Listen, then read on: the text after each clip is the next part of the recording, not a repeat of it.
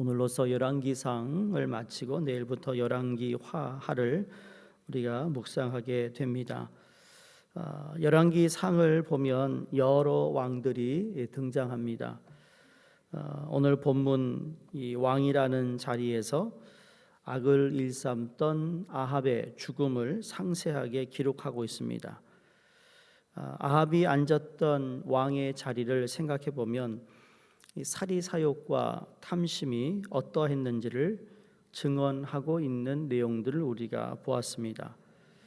물론 다른 왕들보다도 이 상세하게 그의 악행이 기록된 열왕기 상의 끝에 맞이한 그의 죽음은 어쩌면 심판과 다르지 않습니다. 자리가 사람을 만든다는 말이 있죠.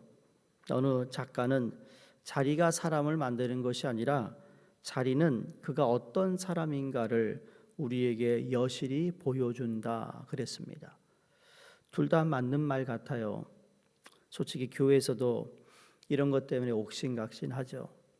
이분을 중직으로 세워야 되느냐 말아야 하느냐. 어떤 케이스는 세워서 잘 되는 케이스도 있지만 더 많은 케이스는 오히려 그 자리에 앉음으로 말미암아 더 어려움을 가져다주는 일들이 있습니다. 간혹 그래요. 저 사람이 안 그랬는데 왜 저 자리에 앉으니까 저렇게 변했을까? 그런 말 듣잖아요. 이건 세상 정치인도 마찬가지예요. 그 자리에 앉게 하신 하나님이 있다라는 것을 우리가 잊고 살아가면 자기가 원하는 대로 권력과 힘을 발휘한다는 겁니다. 그래서 다른 사람들을 힘들게 합니다. 여러분이 살아오면서 내 위에 상사가 있었는데 그 상사가 참 좋은 사람이면 내가 직장 생활이 즐거워요. 보람이 있어요. 그런데 그 직장 상사가 너무 힘들게 하면 말이죠. 그만두고 싶은데 그만둘 수 없는 그런 상황들이 벌어진다는 겁니다. 교회도 마찬가지고 사람이 모이는 곳에는 다 그렇습니다. 열왕기상의 이야기를 돌아볼 때 이 정녕 이 작가가 말을 했듯이 이 왕이라는 자리에 많은 사람들이 오늘 말씀을 통해 우리가 보면서 왕이라는 자리가 한 사람을 왕답게 만들어주지 못했다라는 겁니다. 오히려 왕이라는 자리에서 그 한 사람은 자신이 가진 본연의 욕망과 모습을 여실히 드러냈던 것이 열왕기의 역사라는 겁니다. 이스라엘의 왕은 그 자리를 허락하신 여호와 앞에서 통치해야 함이 마땅했는데 많은 이 왕들이 그 자리에서 자기의 뜻을 따라 통치하여 자기와 이스라엘 온 민족을 고통에 빠뜨렸다라는 거예요.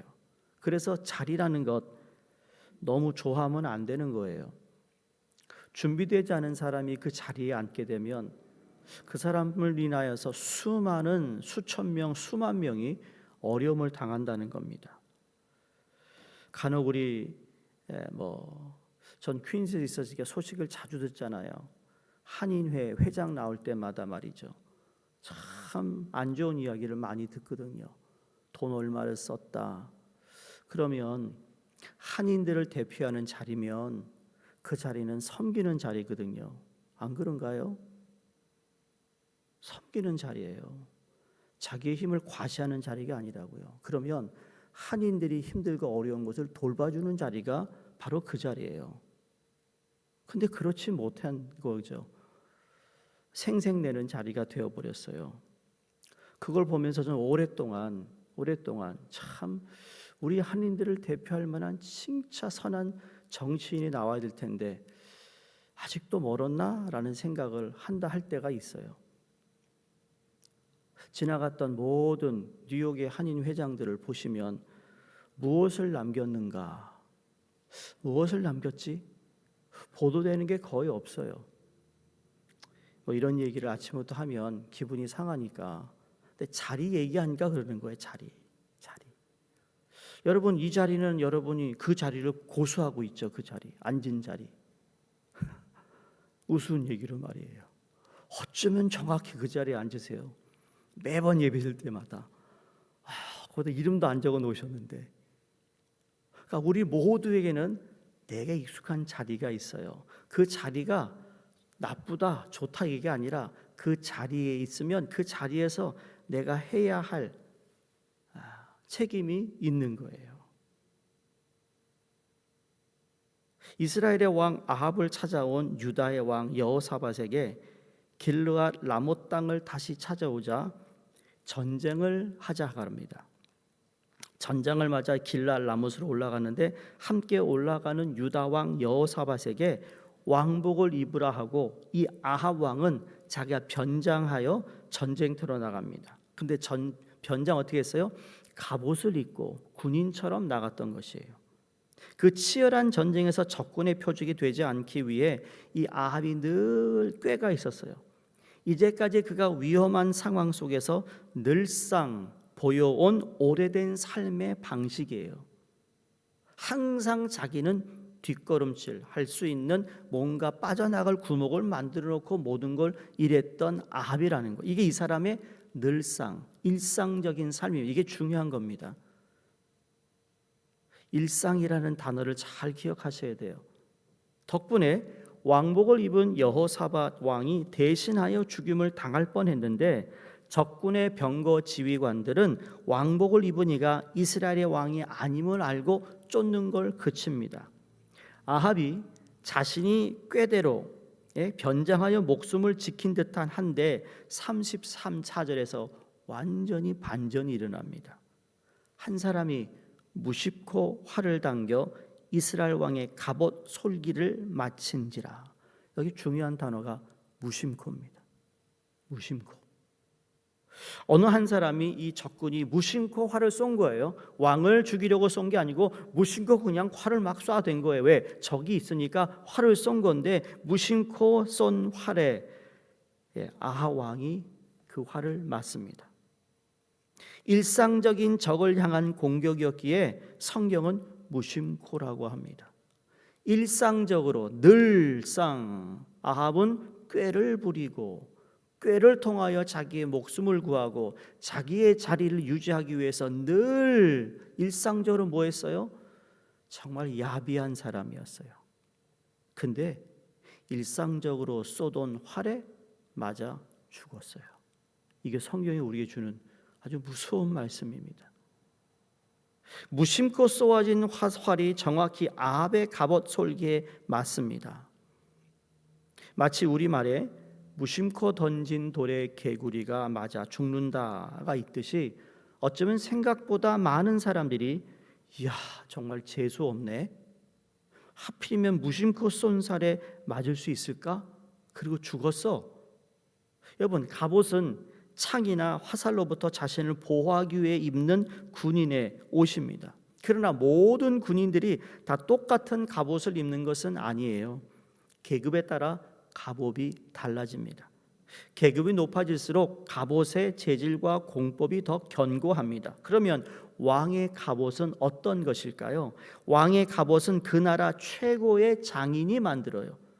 가장 견고하고 가장 튼튼하고 최고의 재질을 가지고 최고의 장인이 왕의 갑옷을 만드는데 왕의 갑옷을 만들면 자신이 직접 시험해 본다고 합니다. 만들어 놓고요. 누구한테 야 창으로 찔러봐. 칼로 날 쳐봐. 그 잘못하면 어떡하죠? 장인의 팔이 나가든지 상처가 나지 않겠어요? 그 정도로 왕이 입는 갑옷을요 보통 사람이 만들지 않아요. 최고의 장인이 만들어냅니다. 그런데 34절에 갑옷 솔기 그랬습니다. 갑옷의 솔기는 갑옷의 조각과 조각을 잇대어서 철사나 가죽군으로 연결한 부분을 솔기라고 하는데 이 갑옷을 금속으로 만들든지 아니면 가죽으로 만들든지 갑옷을 한 덩어리만 만들 수 없는 것이 이 왕의 갑옷을 쇠붙이 한 덩어리로 만들었다면 입지도 못하고 걸어다니지도 못하기 때문에 다 작은 조각으로 이음질을 해야 되는 거예요. 그래서 벗기도 편하고 입고도 손과 팔을 마음대로 움직일 수 있는 조각들이 모아진 거거든요. 근데 그 갑옷 솔기에 이 원어를 보니까 데베크라는 단어인데 이음매라는 거, 이음매. 그걸 얼마나 잘 견고하게 잘 이음매를 해놨는데 그 사이를 뚫고 화살이 들어갔다는 얘기예요. 조각과 조각을 연결하는 것이 솔기인데, 말하자면 솔기는 견고하기 짝이 없는 갑옷의 가장 취약한 부분이 됩니다. 쉽게 말하자면 갑옷의 아킬레스건이 바로 갑옷의 솔기입니다. 그런데 아합이 자신의 목숨을 지키기 위하여 변장하며 입은 그 보호 갑옷의 이음매에 화살이 정확하게 꽂혔다라는 거예요. 여기도 뭐예요? 처음에는 여호사밧 왕을 왕복을 입게 해서 자기는 목숨을 구하려고 그를 갑옷으로 삼아 내보냈어요. 자기는 정작 몸에 진짜 갑옷을 입어서 칼을 맞거나 화살이 와도 죽음을 모면할 수 있다는 생각으로 갔어요. 근데 하나님은 아무리 우리가 갑옷을 입어도 하나님이 심판하시겠다면 그 갑옷의 솔기 작은 구멍도 찾아내시는 하나님이시라는 거예요. 여기서 중요한 단어, 우리가 꼭 깨쳐야 할 교훈은, 내가 일상생활 늘상 무슨 말을 하고 무슨 생각을 하고 어떤 습관에 살고 있느냐가 중요한 거예요. 무심코, 그렇죠? 무심코 내가 하던 일들이 있잖아요. 무심코 내뱉은 내 언어가 있잖아요. 무심코 내가 화를 내는 거 있잖아요. 이 무심코 때문에 내가 무너질 수 있다라는 거예요. 다윗의 물맷돌이 골리앗의 정수리에 정확하게 꽂혔던 거 기억하시죠? 이건 절대로 다윗만의 기술이 아니라 기술 플러스 하나님이셨어요. 열왕기상은 무심코 쏘아진 화살이 아합 갑옷의 이음매에 정확히 꽂혔다고 기술함으로 아합의 죽음이 정확한 하나님의 심판이었다고 평가하고 있습니다. 왕이라는 자리를 통해 그 자리에 서게 하신 하나님의 뜻을 따르기보다 자신의 마음대로 살았던 삶에 이처럼 화살이 솔기에 꽂히듯 분명한 심판이 예비되어 있다라는 법이에요. 하나님은 이 아합으로 인해 고통받은 나봇을 비롯한 수많은 사람들의 피와 눈물을 기억하시고 갚아주시는 분이라는 것을 오늘 열왕기상 22장에서 우리에게 말씀하고 있습니다. 이러한 본문 앞에 우리도 두려운 마음으로 삶을 돌아보게 됩니다. 그래서 장자리가 좋은 자리가 아니고요, 어려운 자리고 무거운 자리예요. 목사가 담임 목사 되는 거 축하할 일이 아니에요. 교회의 장로님이 된다는 거 축하받을 만 일만은 아니에요. 그 자리가 얼마나 무거운지 아세요? 권사님들, 내가 나이 드니까 이제 권사 돼야 되지 않나? 나이가 됐으니까 내가 이제 해야 되지 않나? 그런 얘기를 한다는 분들이 있다면 참 어리석은 거예요. 그만큼 책임이 있는 거거든요. 그 자리에서는, 만약에 그 자리에 앉기 전에는 100마디 했다면, 그래야 그 자리에 앉으면 10마디만 해야 되는 거예요. 그럼 90마디는 내가 안 해야 되는데 그럴 자신 있냐고요. 늘상 그렇게 해왔는데 말이죠. 늘상. 근데 갑자기 장인 자리에 앉으면 그 늘상이 하루아침에 변하지 않거든요. 성도님들, 제가 다른 의도에서 말씀드리는 게 아니라 그만큼 우리에게 부여받은 자리가 하나님께서 허락하신 자리라는 것을 잊지 마시라는 자리예요. 가정에서, 일터에서, 교회에서 우리가 자리를 부여받아 살아가고 있습니다. 기억해야 할 것은 그 자리는 내가 어떤 사람인지를 여실히 보여준다는 것이에요. 그전에는 몰랐어요. 저 사람이 저런 생각을 가지고 있는지. 근데 딱 자리에 앉으니까 자기 생각을 펼쳐나가요.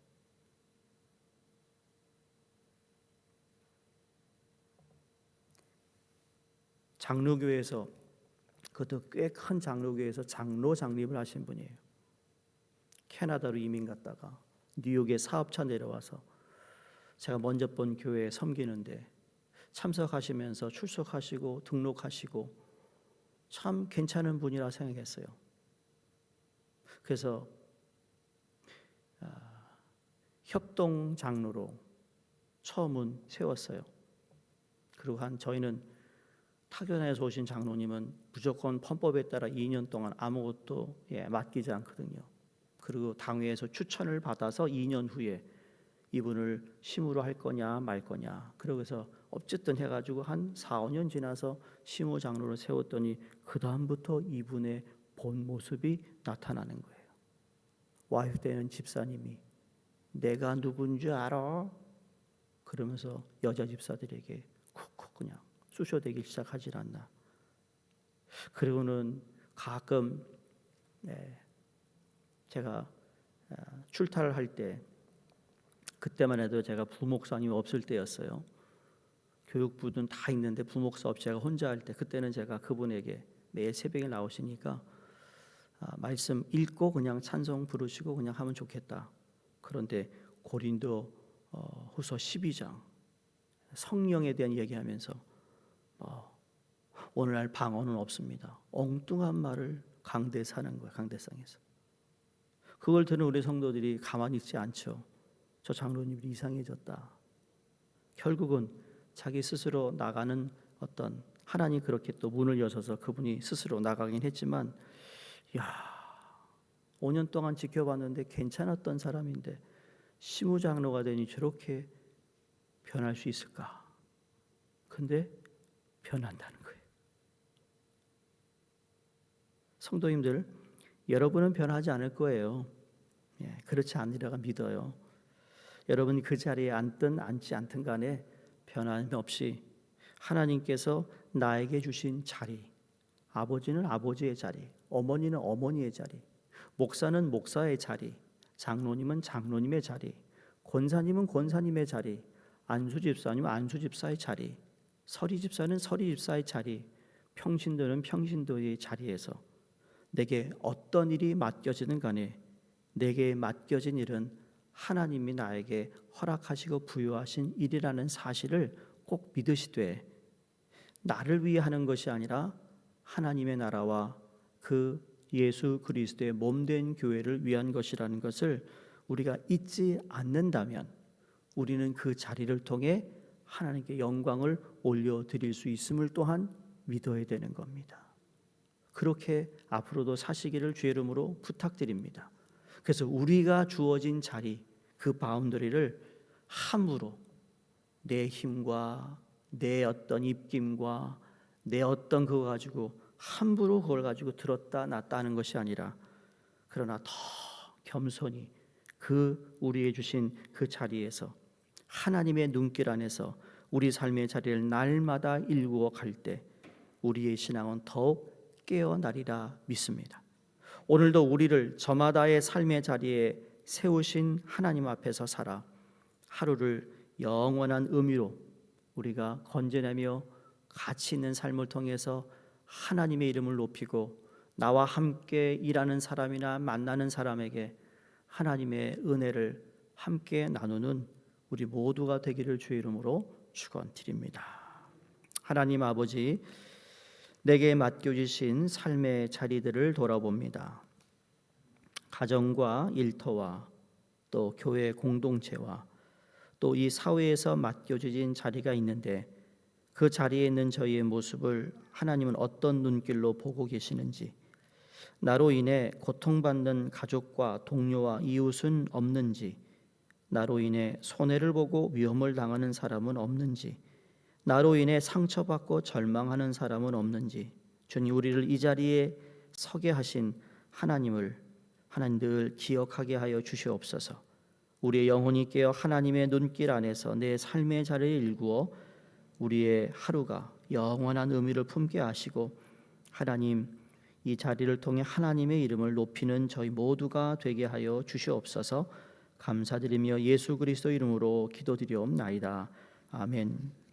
우리 함께 기도합니다. 알바니아의 최조영 홍정희 선교사님과 성경 번역 선교의 박효섭 조선양 선교사님, 이제 우리 예수 그리스도 탄생을 준비하기도 하지만 또 연말에 저희가 교회 직원회와 또 사무총회와 많은 우리 선교회 총회를 통해서 새 임원들이 또 선출되어 하나님 교회를 섬기실 때 그분들에게 주신 그 자리가 참 거룩하고 복된 자리가 되게 해 주시옵소서. 우리 함께 기도하겠습니다. 할렐루야. 하나님 아버지 감사합니다.